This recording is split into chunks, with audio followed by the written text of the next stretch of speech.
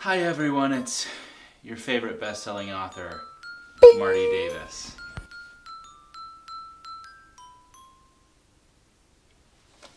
I thought that I would dramatically read to you an excerpt from my novel, No Big Deal, the one I just held up.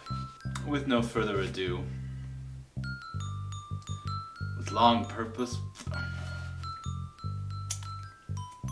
Start that one over again. With long, purposeful strides, Major glided from the kitchen into the front door. He was already on the front porch before Edmund rushed out of the house with a meat cleaver. Major dropped his belongings and put his hands up to fight. "Oh!" Edmund shrugged with a laugh before reassuring, "I'm not attacking you. It wouldn't matter if I did, but this is to show you that I'm not lying." Edmund raised the cleaver and brought it down forcefully against his own forearm. Major winced as the sharp edge plunged into Edmund's flesh. Major averted his eyes and then forced himself to look, expecting to see a bloody nub where his hand had been. To his surprise, there was no visible damage. Puzzled, Major squinted at the cleaver and where the contact was made. There was absolutely no damage. Edmund grabbed the sharp edge and held the handle out towards Major. "Do you believe me now?" Edmund said. Major took the cleaver with one hand, and with the other he grabbed Edmund's wrist and twisted his arm around to investigate. "You can try it on yourself if you don't believe me." Major carefully spun the cleaver around in his hands. Was it a trick blade? Did Edmund use sleight of hand? The blade looked real and razor sharp. Major concentrated hard on his breathing as anxiety caused his muscles to tighten and sped up his heartbeat. Could this be true? Is it even possible? Major gripped the wooden handle hard enough to force the blood out of his entire hand, giving it a ghostly appearance. Slowly, he lowered the blade and pressed it against the inside of his forearm. He applied pressure. "This is insane." Major stopped, just sort of drawing blood. "I don't know if you're some psycho that tries to get people to hurt themselves, or if you're some psycho that actually believes the garbage that's coming out of your mouth. Either way, I'm not playing your game." Major flicked the cleaver off to the side. It sailed several yards before the blade plunged inches deep into the trunk of a nearby tree.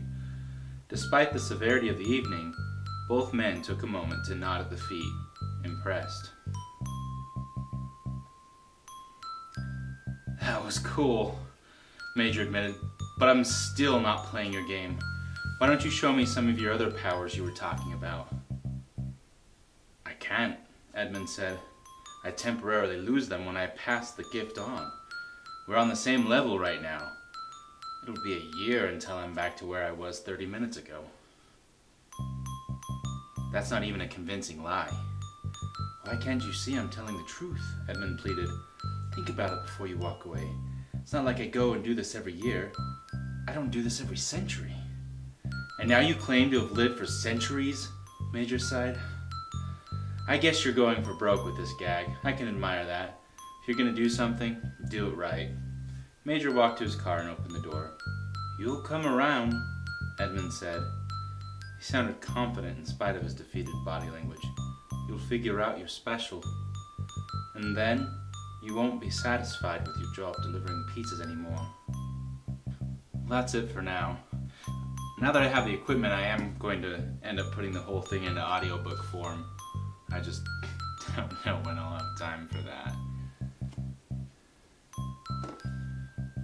But if you want to read it now, pick it up for yourself on Amazon. Link in the description.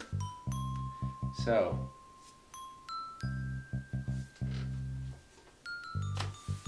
have a good rest of your period of time.